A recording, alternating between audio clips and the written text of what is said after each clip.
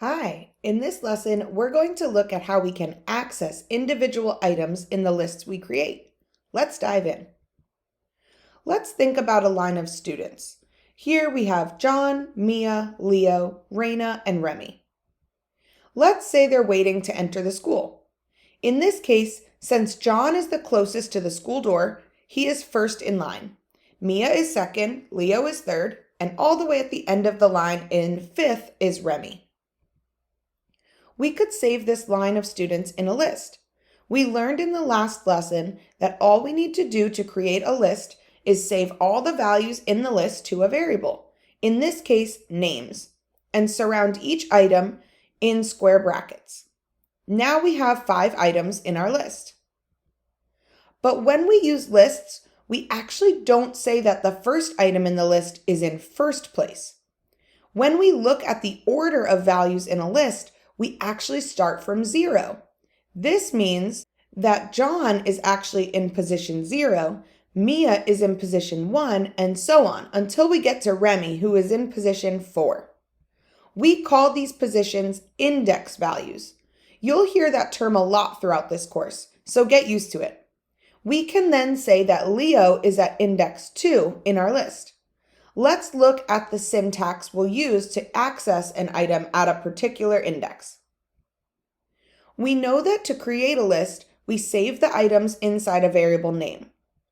To access an item, we use the name of the list, and directly next to it in square brackets, we enter the index value of the item we want to access. Note that the difference between creating a list and accessing an item in a list is the equal sign.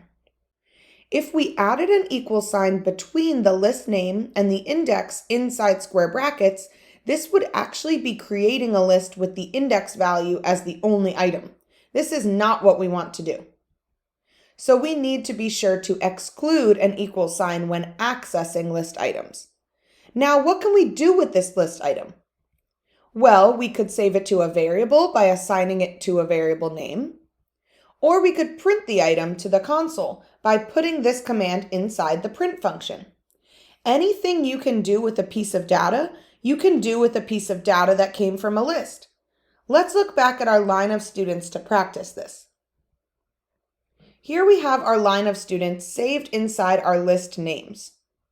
What value would the variable person have if we set it equal to names at 0?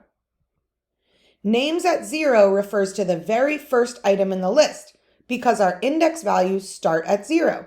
So in this case, the person variable would be set to the name John. What about if we use this line of code?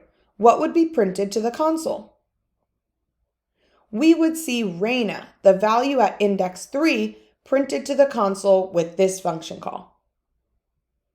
One last one. What do you think the variable student would be set to if we set it equal to names at 5?